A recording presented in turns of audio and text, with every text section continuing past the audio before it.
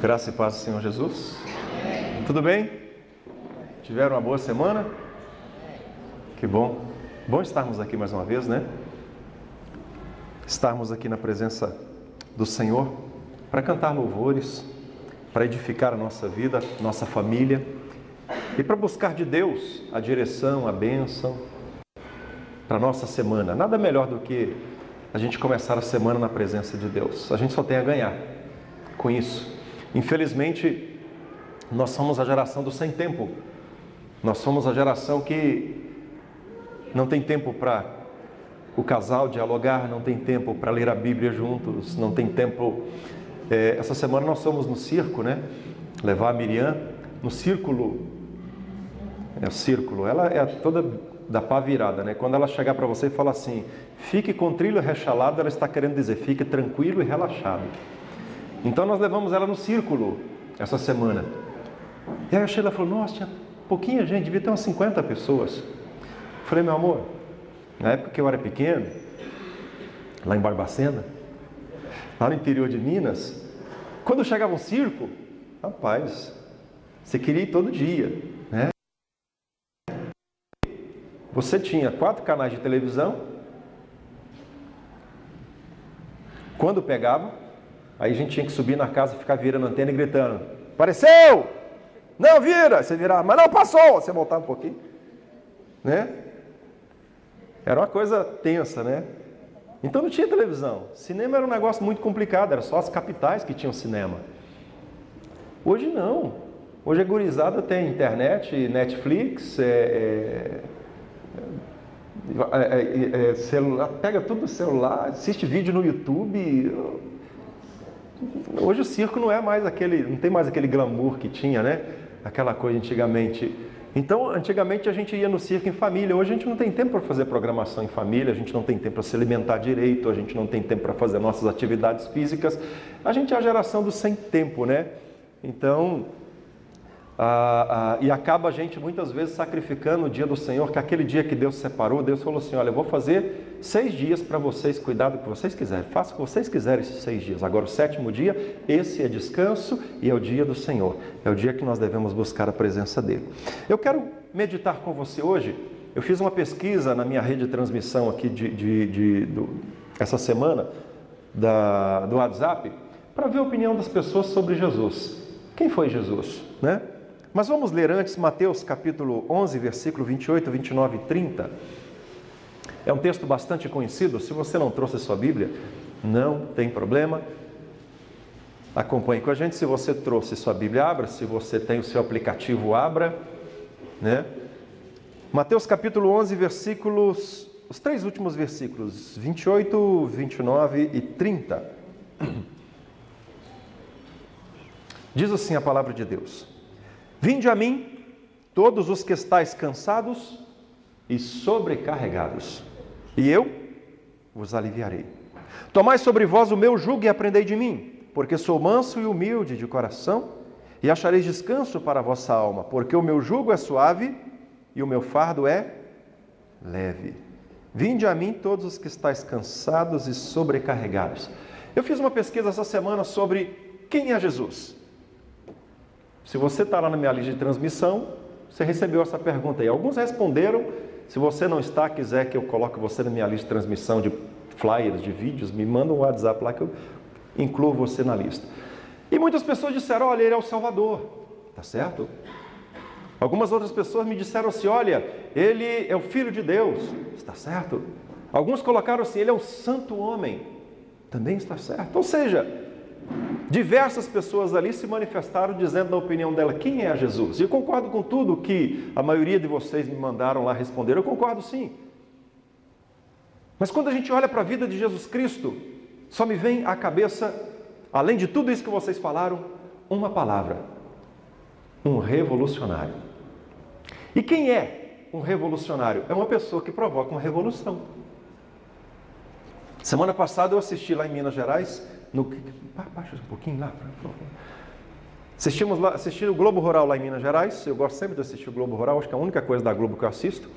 E eu vi uma matéria da Universidade de Botucatu, que tem há 20 anos que eles estão desenvolvendo uma pesquisa para poder curar aquela ferida chamada de pé diabético. Aquelas feridas grandes que dá no pé da pessoa.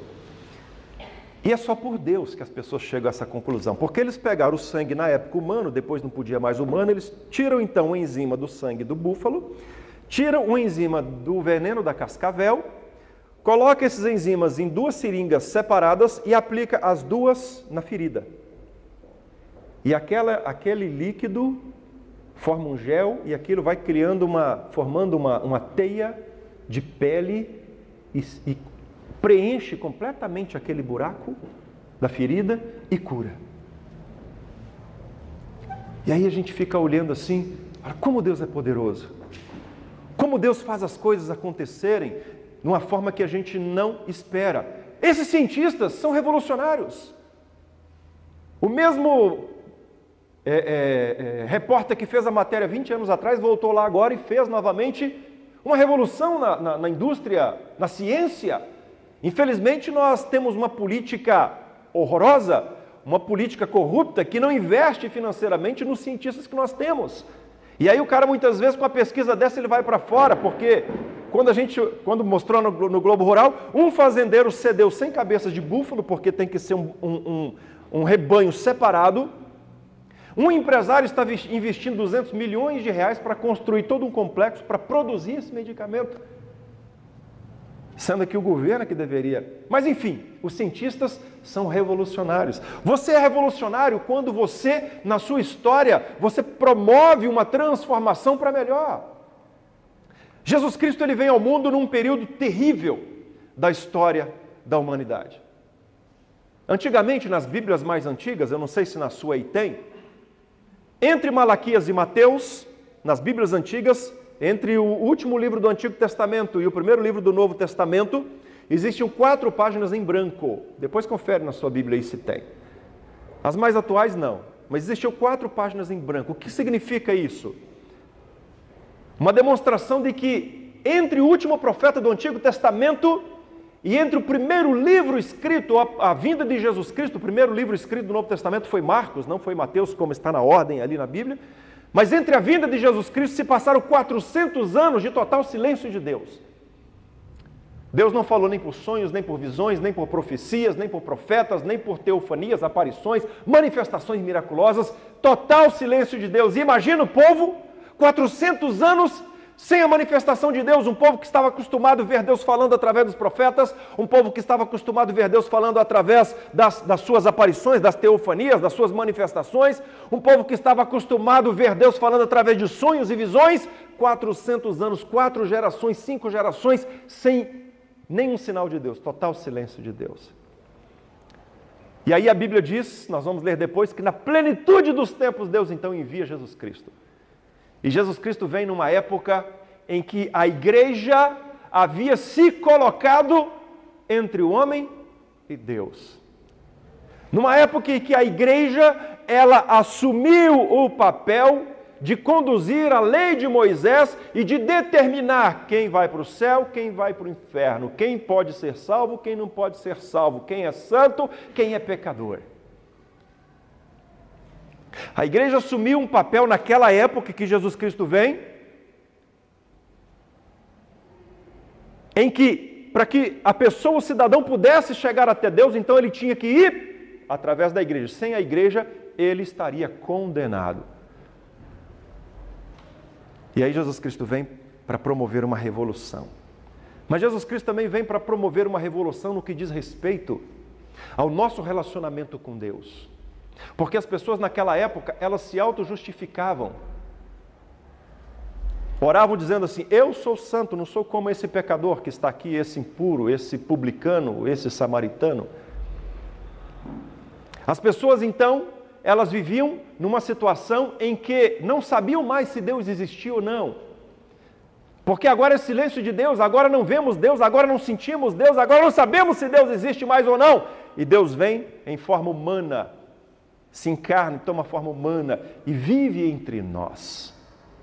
Promove uma revolução, porque até então as pessoas viam Deus pelos sacerdotes, as pessoas viam Deus pela lei, as pessoas viam Deus pelas visões. Agora não, agora Deus está personificado, forma humana, um homem entre nós. E Jesus Cristo vem ao mundo então como um revolucionário. Mas revolucionário para quê?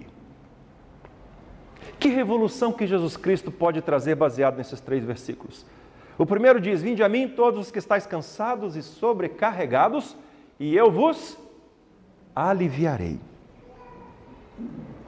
Nesse período de 400 anos de silêncio de Deus, 2 coisas aconteceram que foram cruciais para que Jesus Cristo viesse promover uma revolução. Primeiro, o povo de Israel já vinha numa sequência de 2 anos escravizados por outras nações. E quando Jesus Cristo vem ao mundo, quem dominava e governava o mundo era os romanos. O governo romano não apenas dominava sobre Israel, sobre os judeus, os hebreus, mas também impunha altas taxas de impostos. Até parece que o governo brasileiro aprendeu com o governo romano, né? Altas taxas de impostos. O povo trabalhava para pagar imposto. O povo não tinha condição de sobreviver. Então, Israel vivia sobre uma opressão romana, em que eles não tinham direito, em que eles não tinham eles só tinham seus deveres, mas eles não tinham privilégios. Eles tinham que pagar imposto municipal, estadual e federal. Eles não conseguiam quase que sustentar as suas famílias, porque era sempre cobrança de impostos. E aí a gente olha a vida de Zaqueu, que quando se encontra com Deus, com Jesus Cristo, fala assim: Senhor, eu me coloco à disposição de retribuir 4 vezes mais se eu defraudei alguém. Se ele está querendo retribuir 4 vezes mais, imagina quantas vezes a mais ele não cobrou de impostos. Era uma opressão horrorosa. Mas também existia uma opressão religiosa. E a pior delas é a opressão religiosa, porque a opressão religiosa, ela oprime as pessoas espiritualmente. Diz assim: olha, se você não fizer o que eu mando, você vai para o inferno. Olha, se você não seguir a minha ordem, você vai para o inferno. Olha, se você não se vestir da forma como eu digo que você tem que se vestir, você vai morrer e vai para o inferno. E o que é o inferno? É o fim da existência. É a incapacidade de nós pensarmos em algo melhor, porque se o mundo aqui já está horrivelmente atormentado e oprimido por Roma, vem a igreja e oprime espiritualmente e fala: nem na eternidade você tem chance nenhuma, se você não fizer o que eu mando. E aí então a religião começou a se impor sobre o povo, não para abençoar, não para conduzir a um caminho melhor, não para ser um refresco sobre a opressão que eles estavam vivendo do governo, mas a religião vem e oprime mais ainda. Ninguém conseguia quase que sobreviver. Jesus Cristo vem e se coloca no meio deles e diz assim: vinde a mim os que estáis cansados e sobrecarregados. Consegue compreender por que Jesus Cristo conseguiu tantos seguidores na sua época? Porque ele vem e não diz assim: olha, eu vou dar novas ordens para você. Ele diz assim: se você está cansado e sobrecarregado com a opressão do governo, com a opressão religiosa desses judeus, vem até mim, que o meu fardo é leve. Meu fardo é leve. Gálatas capítulo 4, versículo 4, o apóstolo Paulo diz que na plenitude dos tempos, Deus enviou o seu Filho, nascido de mulher, nascido sobre a lei. Quando Jesus Cristo vem ao mundo, ele vem na plenitude dos tempos. Isso significa num período em que a humanidade estava no ápice do seu desespero. No ápice do seu desespero. E ali Jesus Cristo vem e se coloca entre Deus e a humanidade. É por isso que nós olhamos Jesus Cristo enfrentando sérios conflitos com os judeus, com os fariseus. Quando você lê o Evangelho de Mateus, não são poucas as vezes que aparece a expressão de que os judeus estavam planejando matar Jesus. Quando ele cura um rapaz no dia de sábado, quando ele fala algo que ofende aos direitos do clero, dos sacerdotes. A Bíblia sempre diz lá, eles então se retiraram e procuravam como matá-lo. Porque ele veio para se tornar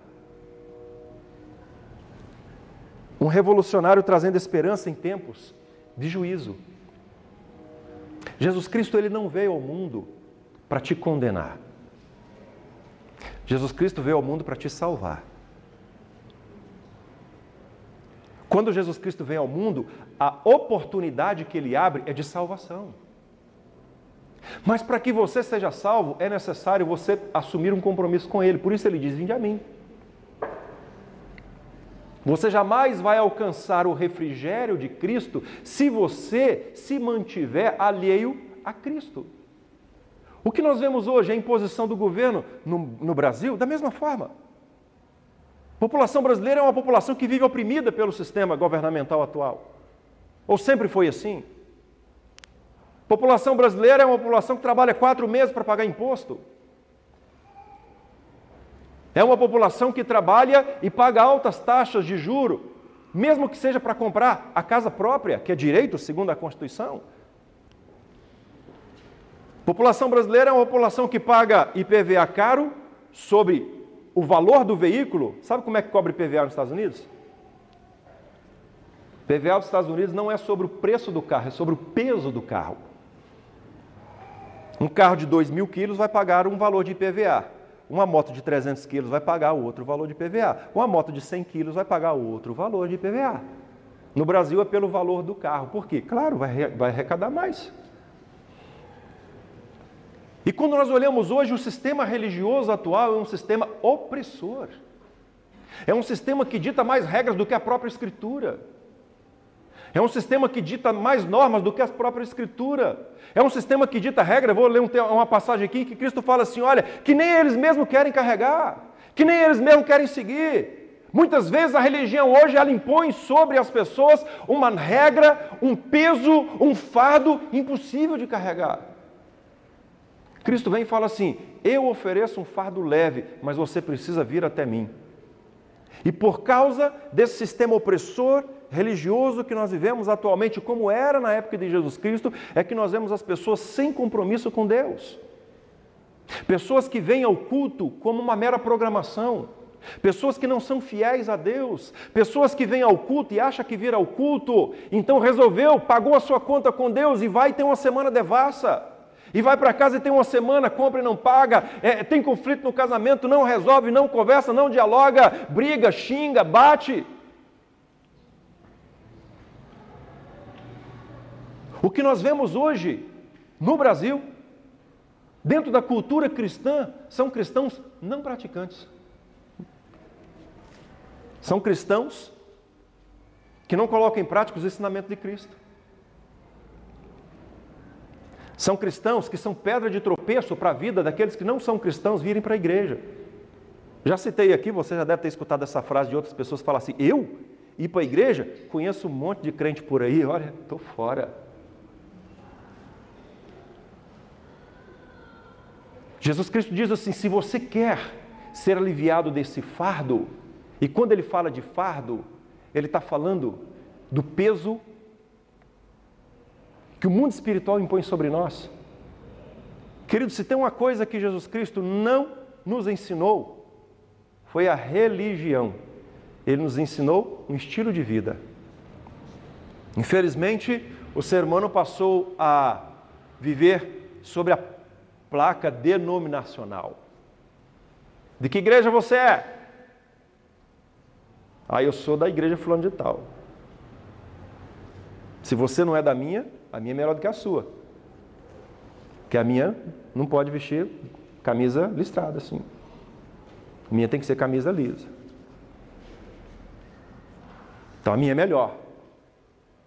E aí eu fico pensando assim, onde na Bíblia diz assim, essa igreja é melhor do que aquela? Aí a gente fala assim, não, eu sou evangélico, então eu sou melhor do que o outro que é católico. Ou o católico fala, eu sou católico, a minha igreja é mais antiga, não sou dessa igreja dos protestantes. Vou dizer para vocês que Entre Cristo e Satanás, eu diria que foi Satanás o inventor da religião. Cristo veio trazer a nós um estilo de vida cristã. Cristo veio trazer até nós um comportamento diferente.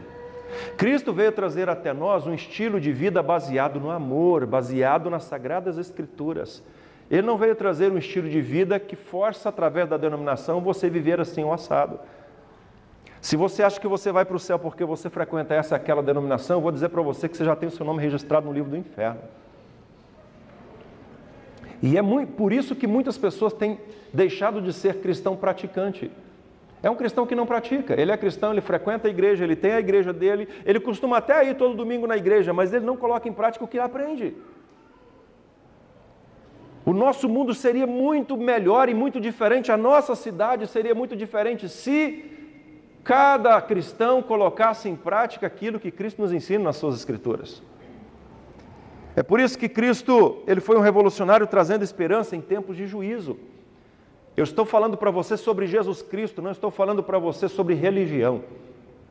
O dia que você vier para esse lugar por causa da religião, vou dizer que você perdeu o foco.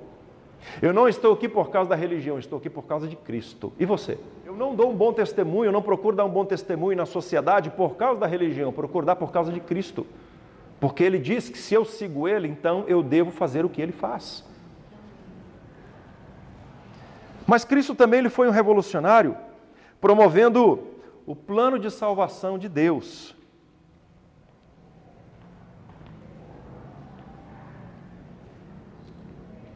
Versículo 29, ele diz: e achareis descanso para a vossa alma. Mateus capítulo 23.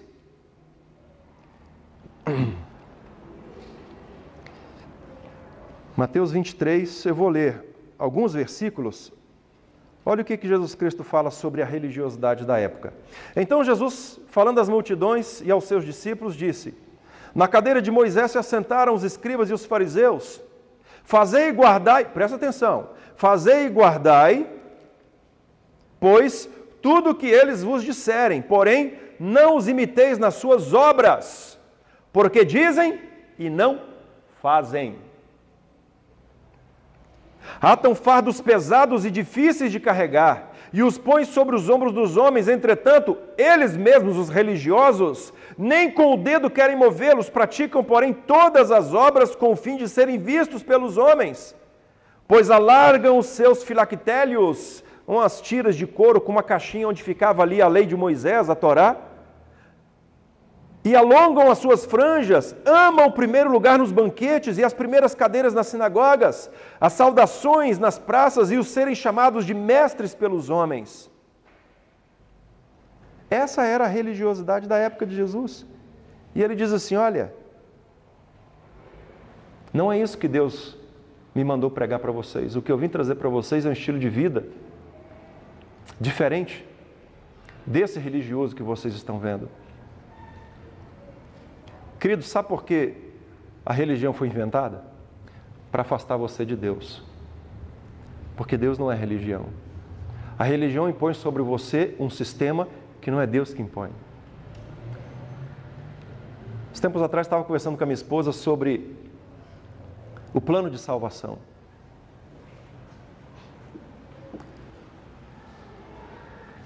E a gente olha para a Bíblia, vamos lá para Atos. Filipe, em Jerusalém, é levado pelo Espírito Santo até o deserto. Lá no deserto, ele vê um eunuco. Eunuco era um homem escolhido pelo rei. O rei normalmente no seu harém tinha alguns até 1000 mulheres. Então precisava de um homem para cuidar desse harém. Para não correr risco então de acontecer alguma coisa indesejável, o que eles faziam? Capavam esse homem, era o eunuco. O eunuco era um homem capado. Estava ali o eunuco indo para o seu país, na sua carroça, e Filipe começa a correr atrás dele, ele lendo Isaías, o eunuco, ele falou: você está entendendo e tal, enfim. O eunuco sobe na carroça, prega para ele fala: eu creio em Jesus Cristo, eu quero ser salvo, o que precisa fazer para ser salvo? Ele falou: você tem que crer e ser batizado. Ele falou: eu creio, tem água aqui, o que impede que eu seja batizado? Filipe falou: nada, parou a carroça, desceram, Filipe batizou ele, voltou para Jerusalém, ele seguiu o seu caminho. Hoje é diferente. Hoje é o seguinte, se você se converter, aceitou Jesus Cristo, levantou a mão, aceitou Jesus Cristo, aquele processo todo, então você vai passar por uma classe, você vai ser preparado, vão ser 3 meses, 4 meses, 6 meses de preparação, você vai passar por uma junta, por uma liderança que vai examinar para saber se realmente você pode ser batizado ou não, e aí depois de todo esse processo aí, quase 6 meses, eles vão decidir se você pode ser batizado ou não. Percebe como que a religião ela dificulta o caminho das pessoas para Deus? Na reunião da minha ordenação em 1998, eu fui questionado sobre um capítulo, já falei isso aqui, alguns já ouviram, sobre um dos capítulos do meu TCC, porque a Constituição da Igreja, ela diz que uma pessoa que está em pecado deve ser afastada da Santa Ceia. E eu falei para ele, onde está na Bíblia isso? A Bíblia diz, examine-se, pois, o homem a si mesmo. Coma do pão, beba do cálice. Quem come e bebe sem discernir o corpo, come e bebe juízo.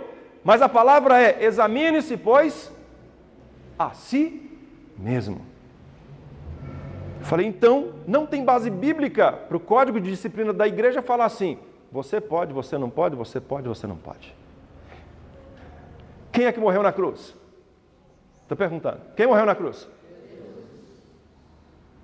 Quem ressuscitou? Quem derramou sangue na cruz? Quem teve o seu corpo pregado na cruz? Quem sou eu para falar que você não pode participar do corpo de Cristo? Ele é que deve falar, não participe. Se ele falar para você, não participe da Santa Ceia, então não participe, porque vai dar B.O. Agora a igreja nunca pode falar, você não pode, você pode, você não pode. Porque foi Cristo que morreu na cruz. Jesus Cristo, quando vem ao mundo, ele confronta isso. Ele fala, olha, vocês dificultam as pessoas irem até Deus, e quando Cristo vem ao mundo, eles querem tirar Jesus Cristo desse projeto de salvação, justamente porque eles queriam que o povo continuasse sendo subserviente à religião. Quando Jesus Cristo promove a salvação de Deus, ele traz também a revolução da salvação das obras para a fé. Tiago 2,18 diz assim, mostra-me as tuas obras e eu te mostro a minha fé. É impossível ter fé sem obras. Ah, eu tenho muita fé em Deus, mas sou infiel. Então você não tem fé nenhuma. Ele diz assim, olha, você crê em Deus, fazes bem, os demônios também creem. E eu vou dizer para você que tem demônio que é muito mais crente do que muitos crentes que vivem na igreja por aí. Tem demônios muito mais cristãos do que muitos cristãos nas igrejas por aí. Porque a Bíblia diz que quando o demônio escuta falar sobre Deus, ele treme. Tem cristão que conhece a Bíblia, que vai ao culto, que ouve a mensagem, mas não coloca em prática. Vou mudar isso aqui. Deixa eu usar o... Será?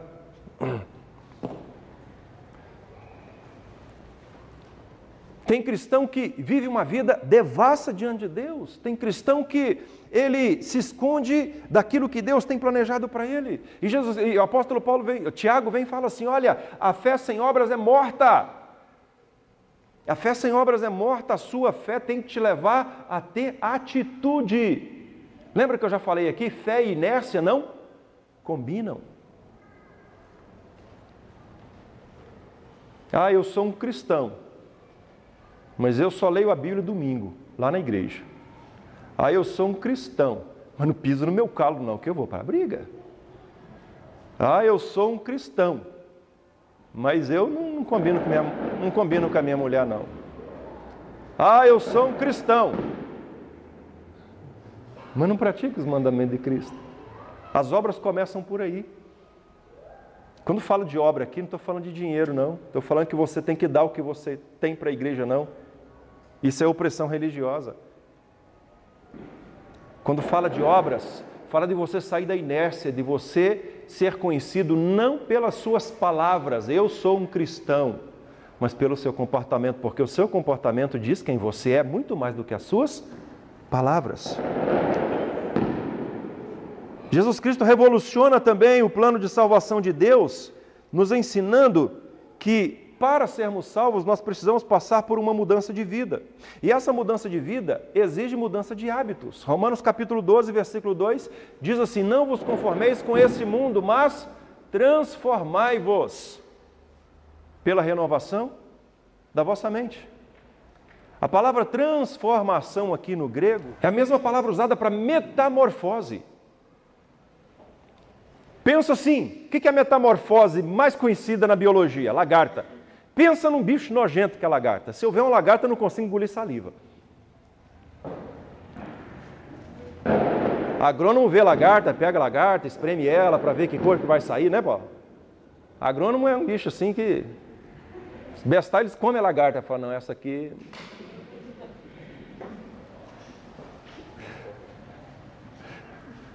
E se eu ver uma lagarta, eu não consigo engolir saliva. Eu tenho nojo de lagarta. Eu tenho nojo de minhoca. Eu posso até pegar uma barata na mão, mas quando eu vou pescar com o meu bem, a gente sempre combina, né? Ela não tem coragem de pegar o peixe. Eu, Fernando? Aí eu falo assim, ela põe a minhoca, eu pego o peixe. Então eu entrego um anzol para ela, põe, meu bem. Ela põe a minhoquinha, aí quando ela pega o peixe daqui, meu bem, eu tiro o peixe para ela. Né? Eu tenho nojo desse negócio. Mas aí pensa o seguinte, coisa mais linda de fotografar, vocês sabem que eu adoro fotografia, é fotografar borboleta. Borboleta é um negócio lindo. Quem aqui gosta de fotografia? Sabe um jeito bom de fotografar borboleta? Quando você está lá na roça? Sabe ou não? Sabe não?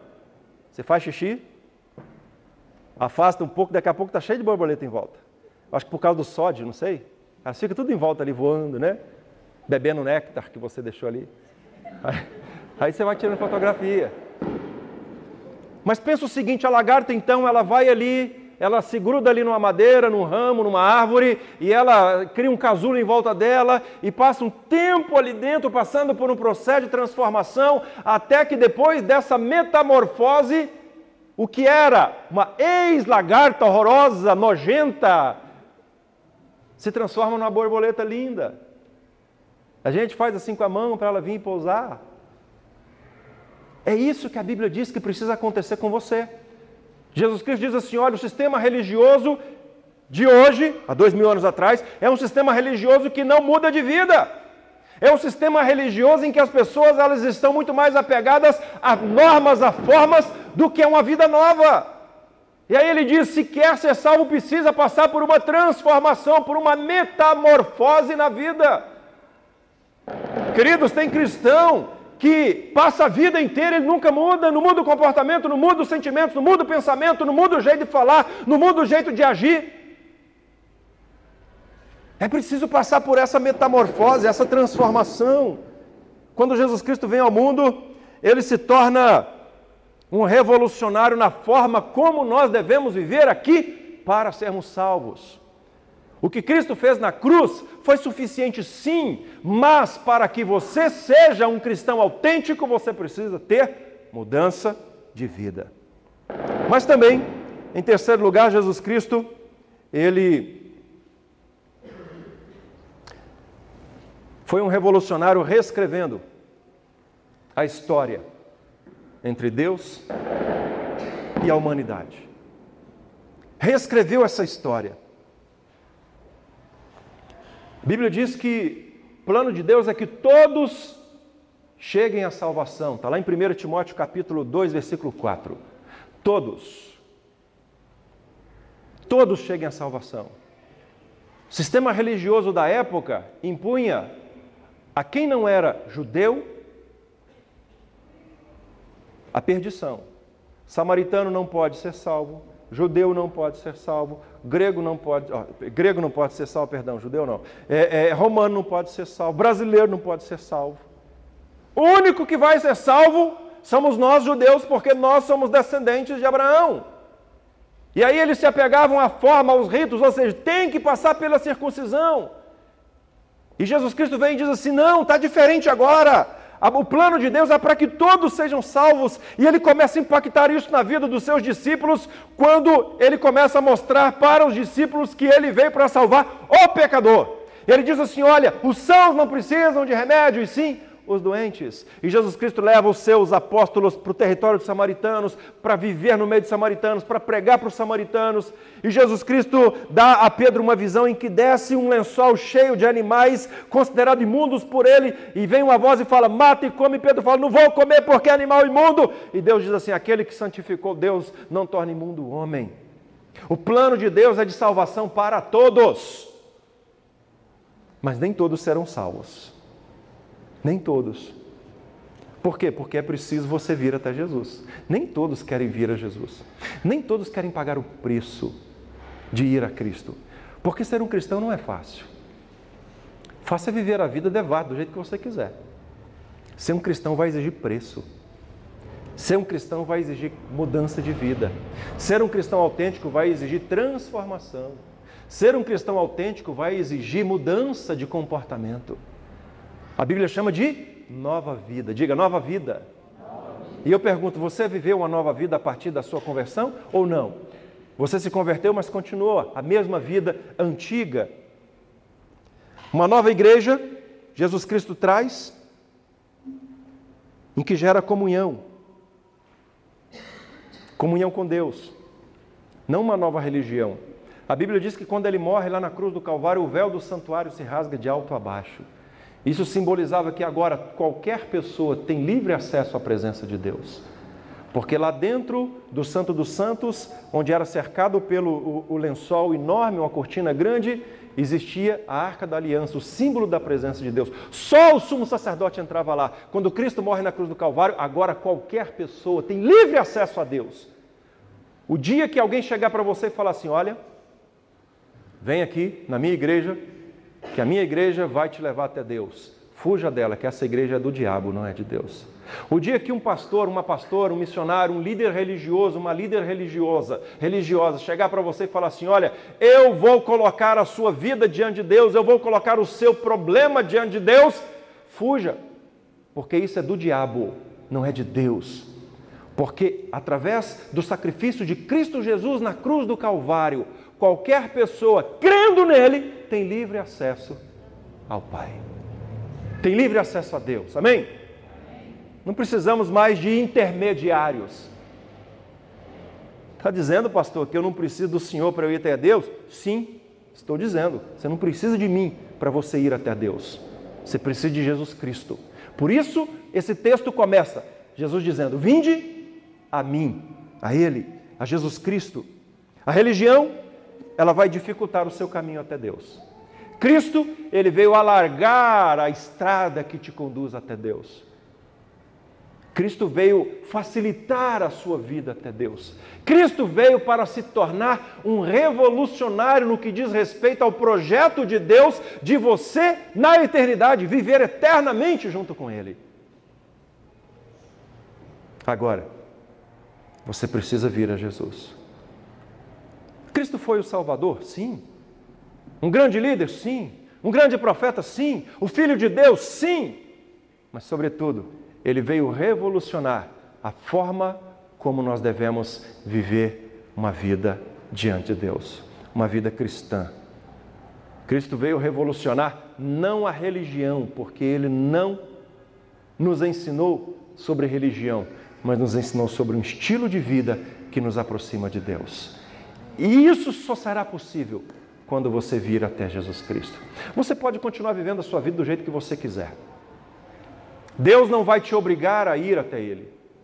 Deus não vai mandar um anjo te pegar pelo colarinho e te jogar na presença de Cristo. Deus não vai te obrigar ou vai te levar de forma forçosamente até Cristo. Eu não vou te obrigar a ir até Cristo. Eu seria muito mais um religioso do que um cristão se eu tentasse fazer isso. Mas uma coisa é fato. As suas pernas vão te levar ou para o céu ou para o inferno. Cristo veio revolucionar a esperança de irmos para Deus. Creia nele, venha até Ele.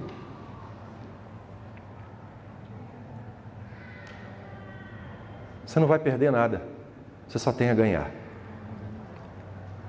Que Deus te abençoe e que você possa, a partir de hoje, viver uma revolução na sua vida.